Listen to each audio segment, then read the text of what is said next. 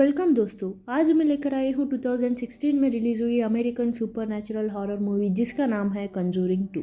तो मूवी की शुरुआत में हम देखते हैं एड और लॉरिन वॉरिन अमिटीविले हाउस का इन्वेस्टिगेशन कर रहे होते हैं। इन्वेस्टिगेशन के दौरान लॉरिन को एक विजन आती है। तभी उसके विजन में एक बच्चे की प्रेतात्मा उसे बेसमेंट में लेकर जाता है। बेसमेंट में पहली बार लॉरिन को आईने में से वो डीमन नन दिखती है। यह डीमन नन पहले तो लॉरिन को डराती है, फिर बाद में एड की मौत का दृश्य दिखाती है, जिससे लॉरिन बहुत ज्यादा डर जाती है।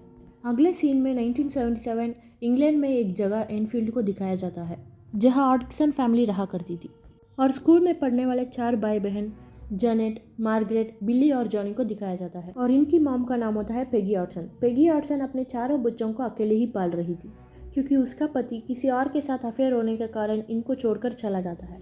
पेगी ऑडसन पर इन बच्चों का जिम्मेदारी बहुत पड़ गई है, और उसके हस्बैंड ने पिछले 3 महीने से इन बच्चों के एक्सपेंसेस के लिए पैसा नहीं भेजा है, जिस कारण से पेगी बहुत परेशान हो चुकी थी।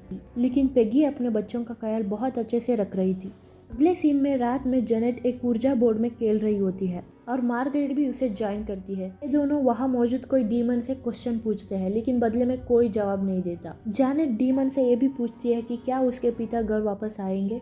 इसके बाद रात को 1:04 पर जेनेट की नींद खुलती है, जहाँ सभी बच्चे अपने अपने कमरे में सो रहे होते हैं, लेकिन जेनेट अपने आप को ग्राउंड फ्लोर में लिविंग रूम में पाती है।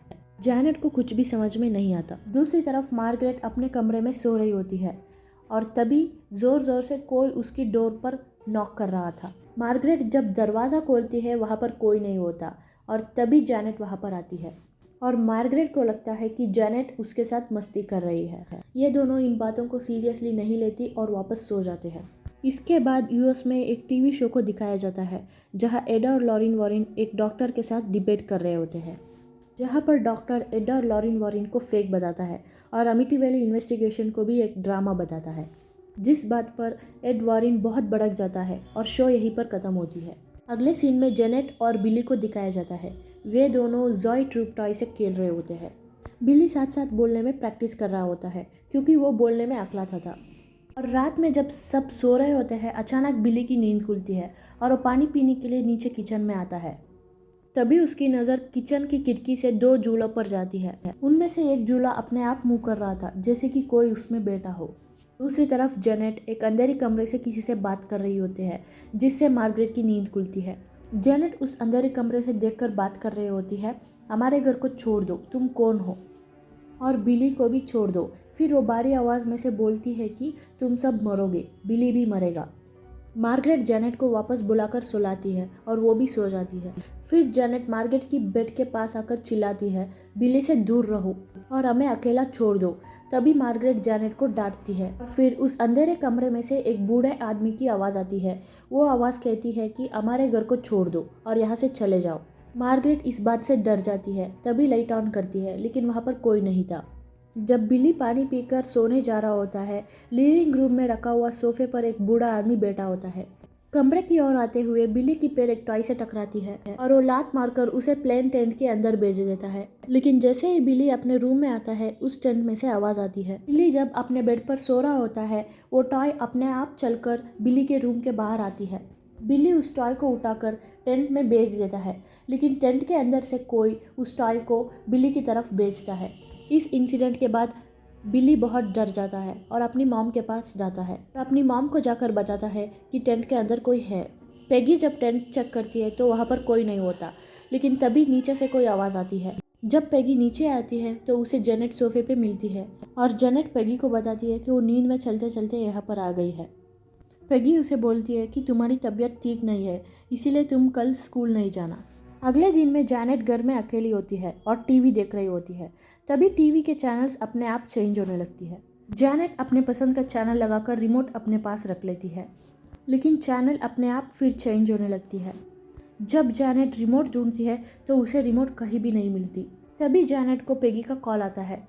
अपने मॉम से बात करते वक्त जेनेट देखती है कि वो रिमोट अपने आप दूसरे सोफे पे आ गई है। जेनेट थोड़ा डर जाती है। वो रिमोट को उठा लेती है और वो फिर से टीवी देखने लगती है, लेकिन चैनल एक बार फिर से खराब होने लगती है।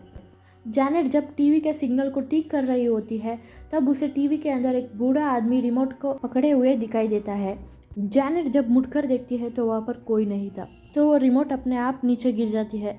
जैनेट इस बात से बहुत डर जाती है। तभी वो बूढ़ा आदमी जैनेट के पीछे से चिल्लाकर बोलता है कि ये मेरा घर है और तुम लोग यहाँ से चले जाओ।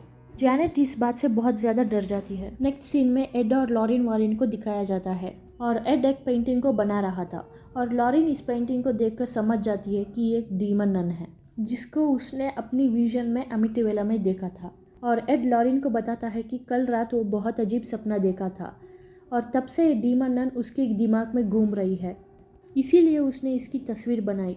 लॉरिन इस बात से बहुत डर जाती है और वो एड से कहती है कि कुछ दिनों के लिए वो दोनों पैरानॉर्मल केसेस इन्वेस्टिगेट नहीं करेंगे। नेक्स्ट सीन में जैनेट को दिखाया जाता है और जब वो सोने जा रही होती है अपने आप को पलंग से बांध लेती है ताकि वो नींद में चलकर कहीं जाने ना पाए। रात के सोते टाइम पे जैनेट को अपने पलंग से कोई नीचे फेंक देता है जिससे जैनेट की नींद खुलती है और तभी जैनेट को अपने डोर पर कोई नॉक सुनाई देती है।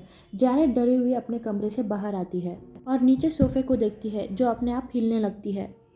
डरी हुई जैनेट भागकर अपने कमरे में जाकर ब्लैंकेट ओढ़ लेती है, लेकिन दरवाज़ा अपने आप खुल जाता है। जैनेट बहुत ज़्यादा डरी हुई थी और तभी जैनेट को अपने बेड के पास कोई चलने की आवाज़ आती है और फिर कोई उसके पास आकर जैनेट की कंधे को जोर से काट लेता है।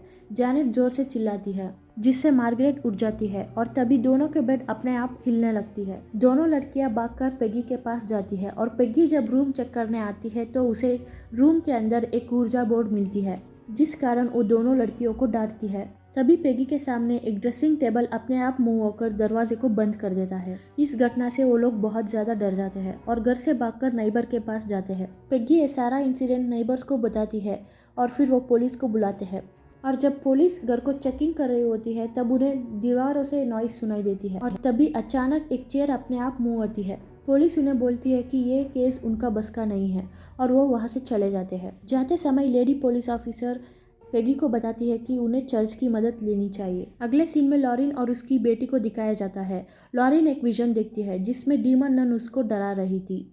जब लॉरिन उससे पूछती है कि वो कौन है तब लॉरिन बाइबल की किताब को अपने पेन से फाड़ने लगती है। लॉरिन उससे पूछती है कि उसे क्या चाहिए, तभी उसे एड की मृत्यु की दृश्य विजन में दिखती है जिससे लॉरिन बहुत ज़्यादा डर जाती है।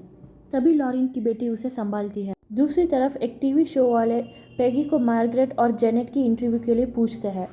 फिर सोसाइटी और फिजिकल रिसर्च की तरफ से मॉरस क्रॉस और पैरासाइकोलॉजिस्ट रीता ग्रेजुएट के सामने मार्गरेट और जेनेट का इंटरव्यू होता है और इंटरव्यू के दौरान जब एंकर पूछता है यहाँ पर कोई आत्मा है तो उनसे संपर्क करें, तब जेनेट की आवाज़ अपने आप बदलती है। जेनेट एक बूढ़े आदमी की आवाज़ से बोलती है कि वो बिल वेल्कन्स है जो अंधा होने के बाद ब्रेन हैमरेज से उस कोने वाले सोफे में मर गया था और वो ये भी बोलता है कि उसे अडसन फैमिली के चीखें सुनना पसंद है।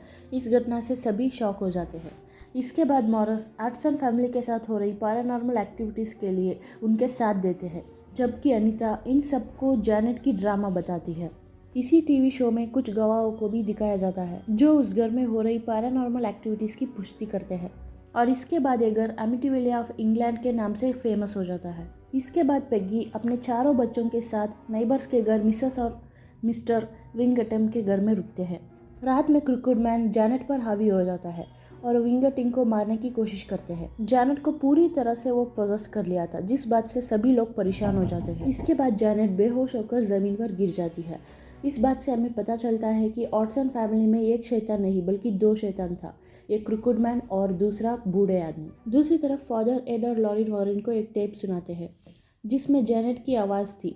जब एड और लॉरिन इस टेप को सुनते हैं तो उन्हें लगता है कि एक बूढ़े आदमी की आवाज़ है। फादर बताते हैं कि ये आवाज़ एक 11 साल की लड़की जेनेट की है, इसलिए वो दोनों इंग्लैंड जाए ताकि इस केस को इन्वेस्टिगेट कर पाए। लॉरेन अब कोई पैरानॉर्मल केस नहीं लेना चाहती, इसीलिए वो एड को इस केस से दूर रहने के लिए कहती है। लॉरेन एड को बताती है कि जो शैतान उसने पेंटिंग की थी वो असल में है और उसने भी उसे देखा है। लॉरेन एड को बताती है कि इस शैतान को उसने 8 साल पहले एमिटिविले हाउस में देखा था और इसी शैतान ने उसे एड की मृत्यु का दृश्य दिखाया था। इसी कारण वो एक केस को लेना नहीं चाहती थी। एड लॉरेन को बताता है कि किसी फैमिली को उनकी मदद की ज़रूरत है, इसीलिए वो दोनों पीछे हट नहीं सकते। फाइनली एड लॉरिन को मना लेता है। एड और लॉरिन वॉरेन इंग्लैंड पहुंचते हैं और जब वो जैनेट के घर जाता है, पेगी जैनेट का रूम दिखाती है जहाँ नेबर्स के द्वारा दिए गए काफ़ी सारा क्रॉस दीवारों पर लगी होती है। उन्हें बताती है कि ये क्रॉस दीवारों पर इसीलिए लगाया गया है ताकि शैतानों की शक्ति कमी हो जाए, लेकिन फिर भी रात में आवाज़ आया करती है। पेगी फिर से उस रूम की डोर को लॉक कर देती है। पेगी उन्हें बताती है कि अब इस घर में सिर्फ वो और जैनेट रहती है, बाकी बच्चे पड़ोसी के घर में रहते हैं। पेगी उन्हें कोने वाला सोफा भी दिखाती है जहाँ अक्सर जैनेट आधी रात में आकर बैठ जाती है। उसने ये भी बताया कि इसी सोफा पर बिल विल्किंस की मौत हुई थी। दूसरी तरफ लॉरिन जैनेट से बात कर रही होती है और वो जैनेट से कहती है कि वो भी सुपर नेचुरल थिंग्स देख सकती है। फिर जैनेट उसे बताती है कि वो पूरी रात सो नहीं पाती। पहले तो वो स्कूल में सोया करती थी, लेकिन अब वो स्कूल भी नहीं जा रही है और स्कूल में सभी मुझसे डरते हैं और कोई भी मेरा दोस्त नहीं है। लॉरिन उसके अंदर से आने वाली दूसरी आवाज़ के बारे में पूछती है। जैनेट उससे कहती है कि वो शैतान से बात करने का एक जरिया है और अभी उसने बोला है कि वो लॉरिन को चोट पहुंचाना चाहता है। अगले सीन में एड और लॉरिन इन्वेस्टिगेट करते हुए जैनेट को उस सोफा पर बिठा देते हैं और आत्माओं से संपर्क करने के लिए कोशिश करते हैं। वो जैनेट को अपने मुंह में पानी भरने के लिए बोलते हैं ताकि वो साबित कर सके कि एक जैनेट की आवाज़ नहीं बल्कि एक शैतान की आवाज़ है। जैनेट उन्हें बताती है कि ये शैतान तब तक नहीं बात करेगा जब तक ये लोग उन्हें इसी तरह घूरते रहेंगे। सब लोग अपने हेड दूसरी तरफ टर्न कर लेते हैं। फिर जब एड उससे सवाल पूछता है तो आत्मा उसे जवाब देती है। आत्मा उसे बताती है कि ये उसका घर है और वो अपनी फैमिली से मिलने आया है। जब एड उस आत्मा को क्रॉस दिखाता है तो वो चिल्लाने लगता है और वो बोलने लगता है, मुझे जाने दो, मुझे छोड़ दो। और तभी जैनेट अपने आप में नॉर्मल हो जाती है और तभी वो मुंह में रखी हुई पानी ग्लास में डालती है। लॉरिन एड को बोलती है कि वो इसे बिलीव करना चाहती है, लेकिन अभी तक उसे कोई सुपर नेचुरल चीजें होने का एहसास नहीं हुआ है। अगले सीन में जब जैनेट की आधी रात में नींद खुलती है तो वो अपने आप को नीचे की लिविंग रूम की सीलिंग पर उल्टा पाती है और कोने वाले सोफे पर बिल विल्किंस का शैतान बैठा होता है। तभी वो प्रेत जैनेट को ऊपर खींच लेती है और जैनेट अपने कमरे में पहुंच जाती है। रूम में लगे सारे क्रॉस उल्टे होने लगते हैं। वो प्रेत जैनेट पर हमला कर उसे डराता है, जिसे जैनेट चिल्लाती है। उसके चीखे सुनकर पेगी वहां पर आती है और वो भी उस बूढ़े आदमी की प्रेत आत्मा को देख पाती है। और तभी एड और लॉरिन वॉरेन भी वहां पर पहुंचते हैं। एड और लॉरिन वॉरेन उस रूम का लॉक ओपन कर अंदर जाते हैं और वो जैनेट को बचा लेते हैं। हालांकि वो शैतान को नहीं देख पाते, लेकिन हिलते हुए क्रॉस को लॉरिन देख लेती है। एड और लॉरिन वॉरेन ऑटसन फैमिली की बातों पर विश्वास करते हैं, लेकिन उन्होंने उस प्रेत को नहीं देखा, इसीलिए वो घर में कैमरा लगाते हैं ताकि वो पैरानॉर्मल एक्टिविटीज को शूट कर पाए। नेक्स्ट सीन में एड पेगी की मदद करने के लिए बेसमेंट में जाते हैं ताकि वो बिगड़ी हुई वॉशिंग मशीन को ठीक कर पाए। पहले वो वाटर पाइप को ठीक करने लगते हैं। तभी पेगी को एक छाया दिखती है जो एड की तरफ बढ़ रही है। पेगी एड को इसके बारे में बोलती है। एड जब टर्न करती है तो वहाँ पर कोई नहीं था। तभी विल्किंस का प्रेत पेगी पर अटैक करता है और उसकी हाथों पर जोर से काट लेता है। दूसरी तरफ जैनेट को किचन में प्रेत दिखती है और जॉनी उसका सामना करने के लिए किचन में जाता है। जैनेट भी वहाँ पहुँच जाती है। फिर बच्चों और जैनेट की आवाज़ सुनकर सभी लोग वहाँ पहुँच जाते हैं। फिर कोई अचानक घर का सामान इधर उधर फेंकने लगता है और किचन की डोर अपने आप लॉक हो जाता है। एड डोर का लॉक तोड़कर जॉनी को बचाते हैं और फिर सभी लोग जैनेट को ढूंढते हैं। जैनेट उन्हें एक छोटी सी कबोर्ड में मिलती है। उस पर शैतान भारी हावी हो चुका था। नेक्स्ट सीन में अनीता सबको वीडियो दिखाती है जिसमें जैनेट घर का सामान इधर उधर फेंक रही है और इस तरह अनीता जैनेट एक ड्रामा कर रही है इस बात का प्रूफ लाती है। अनीता पेगी पर भी झूठा ड्रामा करने के लिए आरोप डालती है, जिस बात से पेगी भड़क जाती है। उन लोगों को उसके घर से चले जाने के लिए बोलती है और एड और लॉरिन वॉरेन वहाँ से चले जाते हैं। सिर्फ मॉरिस और पड़ोसी ही पेगी पर विश्वास करते हैं। दूसरी तरफ मार्गरेट और जॉनी जैनेट से पूछते हैं कि उसने ऐसा क्यों किया। जैनेट बताती है कि ऐसा करने के लिए उस आत्मा ने कहा था। यदि उसने ऐसा नहीं किया होता तो वो जॉनी को जान से मार देता। दूसरी तरफ एड और लॉरिन को विश्वास नहीं हो रहा होता है और उन्हें ये समझ में नहीं आ रहा होता है कि अगर यदि जैनेट को ड्रामा ही करना था तो उसने उस रूम में क्यों किया जहाँ पर कैमरा लगा हुआ था। तभी एड बूढ़ा आदमी जैनेट पर हावी होने का ऑडियो को प्ले करते हैं। उसे 2 अलग से रिकॉर्ड किए गए ऑडियो में से एक मैसेज मिलता है और जब वो दोनों एक साथ ऑडियो को प्ले करता है तो मैसेज कंप्लीट होती है। ये मैसेज ये होती है कि वो मुझे जाने नहीं देती। तभी लॉरिन को विजन आती है जिसमें विल्किंस का प्रेत उस कोने वाले सोफे पे बैठा होता है। वो लॉरिन से बोलता है कि वो अपने परिवार से मिलने आया था, लेकिन वो अब जाना चाहता है। वो उसे जाने नहीं देती और वो ये भी बोलता है कि शैतान अब जैनेट पर हावी हो चुका है और वो अब छोड़ेगा नहीं। और वो लॉरिन को शैतान को काबू करने के लिए एक संकेत देता है। तभी लॉरिन को उस बूढ़े आदमी की आत्मा के पीछे शैतानी नन दिखती है। लॉरिन अपने विजन से बाहर आती है और लॉरिन की नाक से खून बह रहा होता है। तभी वो दोनों डिसाइड्स कि वो पेगी के घर वापस जाएंगे। लॉरिन और एड समझ जाता है कि विल्किंस की आत्मा और क्रिकेट मैन एक मुखवाड़ा है ताकि वो असली डीमन तक ना पहुंचे।